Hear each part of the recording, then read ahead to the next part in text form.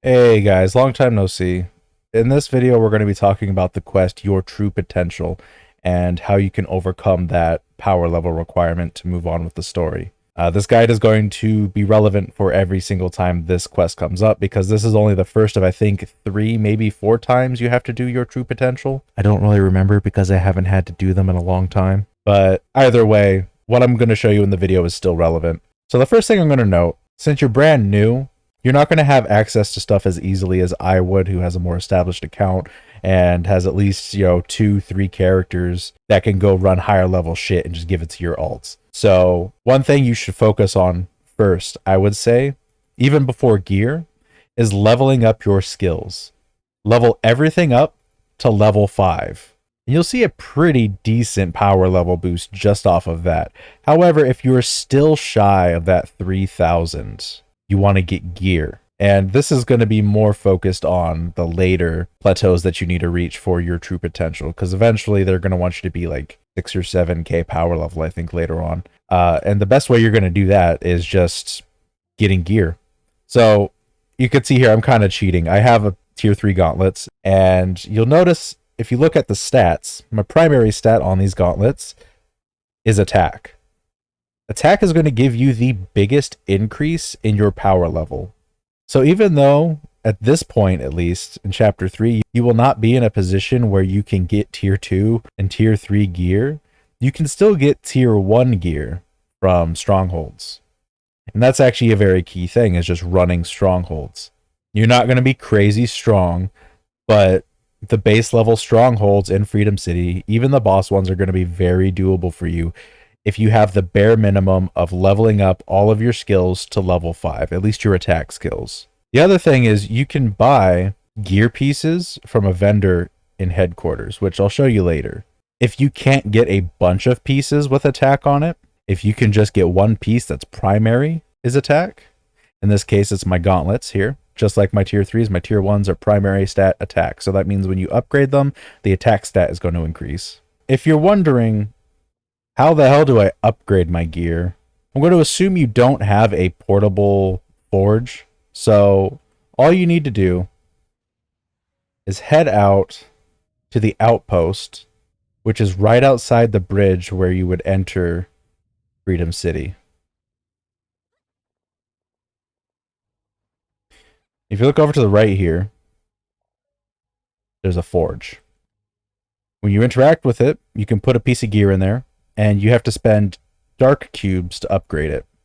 If it's tier 1 gear, you use tier 1 dark cubes. If it's tier 2 gear, you use tier 2 dark cubes. If it's tier 3 or ascended gear, you're going to use tier 3 dark cubes. It's pretty straightforward. And if you look closely, with every successful upgrade,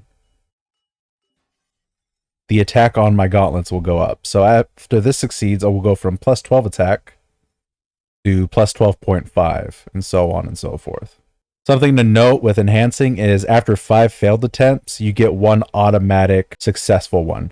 You can never downgrade. So failures don't mean downgrade. Failure just means you do not go up. And that's that.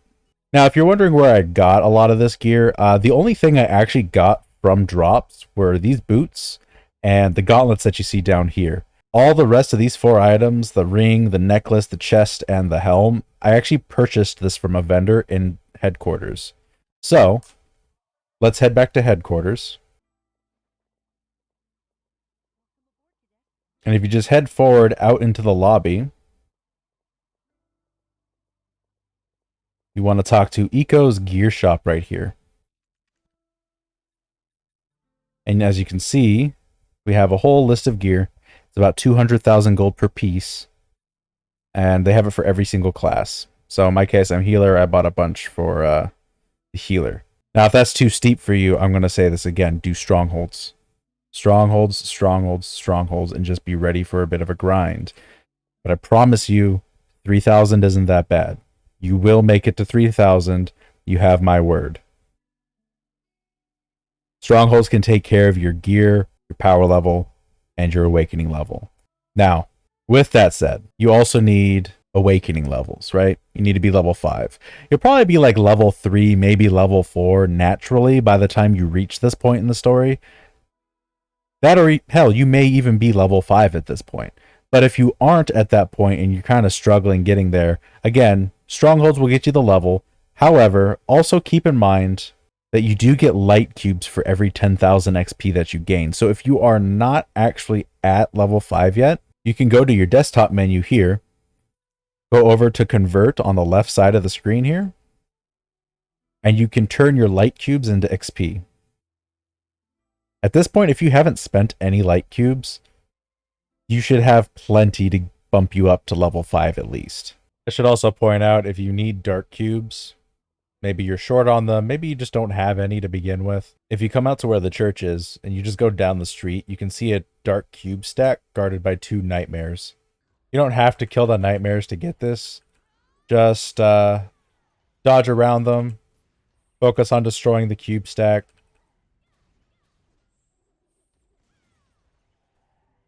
Grab your loot, and then you can just run for it. Anyways, I hope this was helpful for all you new players. Honestly, this is probably going to be the very last guide I do before 1.6, because there's going to be a lot of changes, I think, to the game, as well as new content coming out, and I don't want to make a guide that might potentially just be outdated within the next month or so. Hope this was helpful, and I'll see everybody in the next one.